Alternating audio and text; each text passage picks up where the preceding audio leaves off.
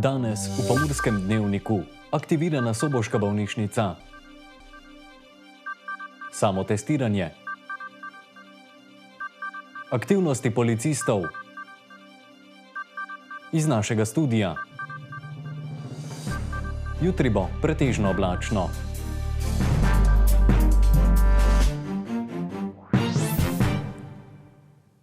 Spoštovane gledalke in cenjeni gledalci, lepo pozdravljeni. Zaradi naraščanja števila okužb in hospitaliziranih je od včeraj v veljavi 4. faza aktivacije bolnišnic. To pomeni, da COVID bolnike sprejemajo še novomeška, novogoriška in mursko-soboška bolnišnica. Prav slednja je bila v zimskem in spomladanskem času ena od najbolj obremenjenih bolnišnic v Sloveniji. Velikega pritiska COVID bolnikov iz regije si sicer ne obetajo, glede na epidemiološko dogajanje v državi pa pričakujejo, da bo precej sprejemov pacientov iz drugih regij. V splošni bolnišnici Murska Sobota si od konca tretjega vala še niso opomogli. Zdaj že sprejemajo nove COVID bolnike. Za začetek pa so pripravili 20 postelj. Poleg postelj je še monitoriranje, kisik, ki ga ponavadi potrebujejo ali pa v večini primerov, tako da potem bolnike spremljamo, imamo tudi centralni monitoring. Z delovanjem je pričel tudi krizni štab, tekom tedna pa načrtujejo še vzpostavitev 6 postelj za COVID intenzivno enoto. Smo čez poletje zelo dosti delali tudi na zmanjšanju čakalnih dob, drugih bolezni in pacientov, ki imajo druge težave, tako da si z tega vidika tudi nismo spočili, ampak vseeno pripravljeni smo. Okužene bolnike sprejemajo iz vse Slovenije, višanje števila postelj pa je odvisno od tega, koliko jih bo potrebovalo bolnišnično zdravljenje. Zaenkrat imamo neke projekcije, da bi nekako šli da lahko tudi 90 pacientov, ki bi zdravili pri nas in od tega 14 intenzivnih, vendar to že pomeni, da bo to na račun ostalih dejavnosti. Vse, kar bi preselil 90 pacientov, pa praktično pomeni celotno ustavitev COVID dejavnosti v bolnišnici. Četrti val pričakujejo z negotovostjo, so jasni v zdravstveni negi, kjer kadra primanjkuje že v normalnih razmerah. V letošnjem letu jih je odšlo že 32, nadomestili smo jih lahko samo 20, tako da za optimalizacijo delovnih procesov bi pa skupno z temi, ki jih nimamo nadomeščanim in pa potrebo po novih bila nekje še 60. Ob tem pa se bo samo letos upokojilo še 10 sodelavcev iz zdravstvene nege. V tretjem valu jim je izrazito primanjkovalo predvsem diplomiranih medicinskih sester za nego kritično bolnih. Že na navadnem COVID oddelku je jasno. Prvič najprej mora biti kader, se pravi tako srednje medicinske sestre kot diplomirane medicinske sestre in zdravnik. Najpogostejši razlogi za odhode iz zdravstvene nege so večizmensko delo, delo ob koncih tedna in praznikih, v luči plačila, ki je v drugih dejavnostih identično ob bistveno manjših obremenitvah. Izpostavljenost pa je tudi zaradi COVID razmer večja. Če delamo na navadnih oddelkih, temu tako rečemo, lahko greš kadarkoli si spit vodo ali pa na WC, če pa delamo v rdečih conah, pa to tisti čas, ko smo opremljeni v posebni varovalni opremi, tega ne moremo. Odhodi se vrstijo, pridobivanje novega kadra pa je svojevrstna znanost. Kljub številnim razpisom ter kadrovskim štipendijam in sofinanciranju študija. Novi zaposlitev ne dobimo. In pa seveda tudi vsak izkušenj, ki odide, ga je težko nadomestiti z nekom, ki je komaj začel svojo dejavnost v zdravstvu. Tako da vsi ti problemi ostajajo tudi pri nas in vsakodnevno rešujemo. Zaenkrat pa zatem, da obremenitve prerazporejamo in da tisti, ki ostajajo, prevzemajo toliko več zadolžitev in obsega dela. Začaran krog. Tudi zato znova pozivajo, cepite se. Za 4. fazo pa pravijo, da bo faza necepljenih.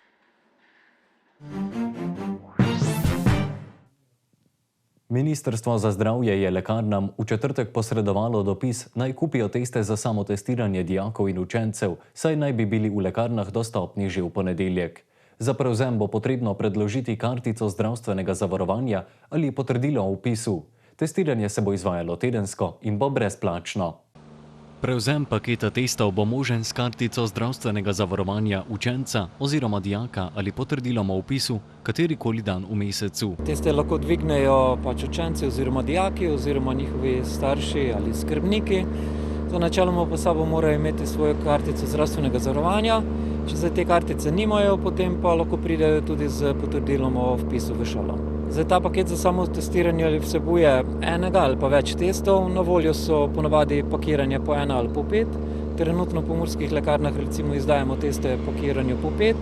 tako da v kompletu je potem 5-krat ta komplet za testiranje. To pomeni, da je noter ena taka epruveta z puferno raztopino, potem tista testna palčka, s katerim vzamemo ta biološki vzorec sluznice nosnice, in pa potem je še testna ploščica, na katero potem čez čas skanemo to raztopino in iz katere potem tudi razberemo rezultat testiranja. Sicer so na voljo različni testi, večjih razlik med njimi pa ni. Zdaj možno je, da se izdajo različni testi, pač država je predvidela katere in tiste tudi objavila v centralnem registru. Pač v Pomurskih lekarnah trenutno imamo enega od teh proizvajalcev. Sej drugače pa velikih razlik načeloma niti ni. Tukaj bi opozoril res, da se testi, ker jih zdaj dvignejo za cel mesec, da se shranjujejo pri sobni temperaturi, se pravi ne jih zmrzovati, ne jih nekam na vročino, na sonce dajati, ker nekako v obsegu temperatur 15 do 30 je tisto območje, kjer je potem lahko dalj časa tudi stojijo in so uporabni. Drugače pa ja, najprej si operimo roke, vzamemo si čas, samo testiranje nam vzame vse skupaj, ko čakamo seveda potem na rezultat tudi lahko 20 minut oziroma nekaj manj. Nekje na ravno podlago potem te stvari odložimo na čisto podlago, načeloma pa tako, da se pravi s to testno palčko pobrišemo po notranjosti nosnice in jo potem potopimo, zdaj v našem primeru, testa, ki imamo, v puferno raztopino za minuto, potem to odstranimo, paličico, in 4 kapljice te raztopine potem kanemo na testno ploščico, počakamo 15 minut in odčitamo test. Zdaj načeloma je tako, da je test bil pravilno narejen, če se obarva polje v področju, ki označuje črka C, ki pomeni kontrol, potem pa seveda odvisno, kako se obarva v polju, kjer je točka T, pomeni testno področje. Če ne zaznamo po 15 minutah obarvane črtice, potem to pomeni, da test je bil negativen. Če je pa obarvana, pa pomeni, da je pač test zaznal določene spojine, ki so pač lastne virusu SARS-CoV-2. V primeru pozitivnega hitrega testa ali simptomov okužbe mora učenec ali dijak oziroma starš ali skrbnik nemudoma obvestiti izbranega osebnega zdravnika, ki bo učenca ali dijaka napotil na testiranje s testom PCR.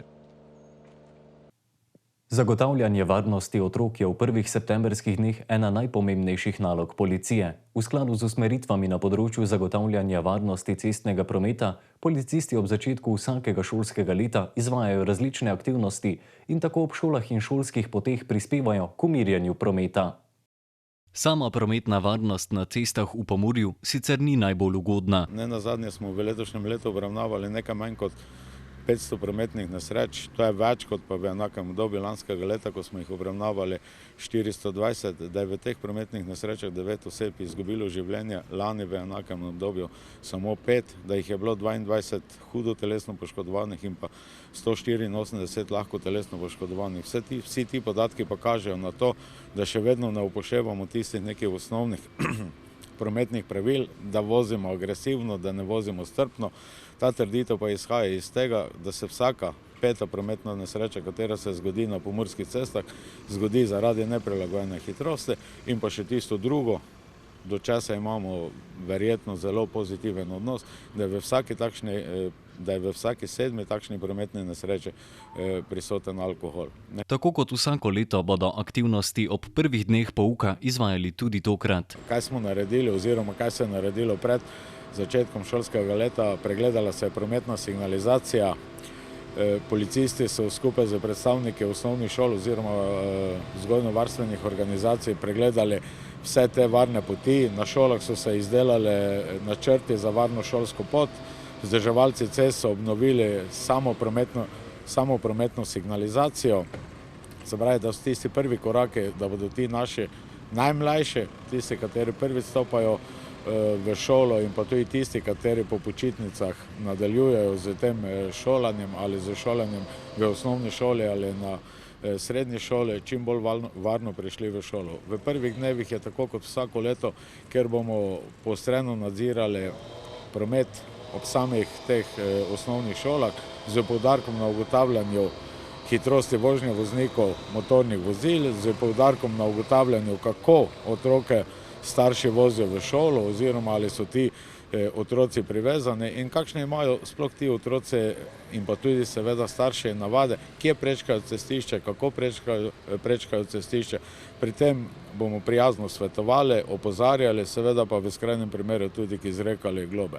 In pa potem te aktivnosti, katere potekajo skozi vso šolsko leto, pa so predvsem fokusirane na varen prevoz ali pa organizirane prevoze otrok v šolo, iz šole in pa seveda tudi na različne izlete ali pa ekskurzije. Vsem staršem ob začetku novega šolskega leta svetuje: zelo enostavno, samo da se tega zavedajo, da ko je otrok z njimi v vozilu ali ko je otrok z njimi udeležen v cestnem prometu, da je to njihovo ogledalo. In tako kot se oni obnašajo v cestnem prometu, tako se obnaša tudi otrok. Nenazadnje otrok povzema vse te naše navade, se jih nauči in se tudi on tako obnaša. Se pravi, mi smo tisti glavni, ali pa mi starši smo tisti glavni vzgojitelj temu otroku, kako naj bo v cestnem prometu, kako naj spoštuje prometna pravila in kako se naj obnaša. Predvsem pa, da že ti najmlajši razvijajo tisti občutek, da želijo, da se drugi do njih obnašajo tako, kot se oni obnašajo do njih. Kaj bi svetovali ostalim udeležencem v cestnem prometu? Naj se zavedajo, da je jutri prvi šolski dan, da bo ogromno najmlajših, da bo ogromno mladih na teh cestah in pa da ta šolski dan ne traja samo jutri ali pa do 5. septembra, ampak traja 365 oziroma 366 dni. Za varnost vseh udeležencev v prometu pa upoštevajmo pravila, upoštevajmo prometne predpise, vozimo strpno, vozimo oziroma predvidevajmo, kaj se nam lahko zgodi, da nam lahko v vsakem trenutku tudi na prehod za peš stopi kakšen otrok, da lahko pravočasno odreagiramo, pravočasno ustavimo, predvsem pa, da smo mi vozniki ali pa mi drugi udeleženci v cestnem prometu vzgled in vzor tem najmlajšim. Zagotavljanje varnosti otrok, predvsem v prvih septembrskih dneh, je namreč ena najpomembnejših nalog policije, saj so otroci in tudi pešci nasploh med najbolj ranljivimi prometnimi udeleženci. V današnji oddaji iz našega studia smo gostili murskosoboškega župana Aleksandra Jevška. Beseda je tekla o investicijah, ki jih je občina zaključila v preteklem letu, obisku Soboškega jezera in seveda o tradicionalnih dogodkih, kot so Sočna vilica in Soboški dnevi. Pa si oglejmo kratek izsek iz oddaje. Ja, jaz moram povedati, da me veseli, da je našemu Zavodu za kulturo, šport in turizem in vsem soorganizatorjem uspelo organizirati kar večino tistih prireditev, ki smo načrtovali, vključujoč z prireditvijo ob 30. obletnici osamosvojitve, z otvoritvijo Slovenske ulice in potem seveda z Sočnimi vilicami, z skritim dvoriščem, kulturnimi prireditvami na Trgu kulture in še bi lahko našteval.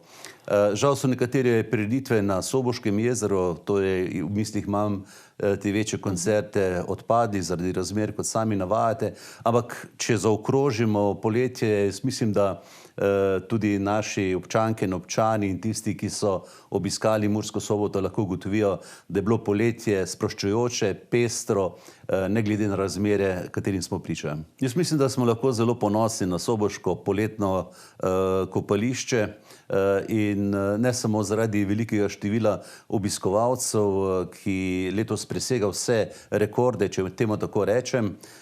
Mislim, da v juliju 12 000, v juniju torej 12 000 obiskovalcev, v juliju 13 000, podatkov za avgust še nimam, ampak seveda tudi zaradi vremena, ki je šlo na roko organizatorjem, komunalnemu podjetju, ki skrbi za to kopališče, lahko rečem, vzorno skrbi za to kopališče. Vsako leto se kaj novega dogradi v smislu infrastrukture in pa tudi vsebinsko se to kopališče dopolnjuje, tako da postaja vedno bolj privlačno in takrat, ko so recimo najbolj obiskani dnevi, tudi sprejme do okoli 1000 kopalcev in letos je, kot rečeno, rekordno leto. Jutri bo pretežno oblačno, več pa v vremenski napovedi.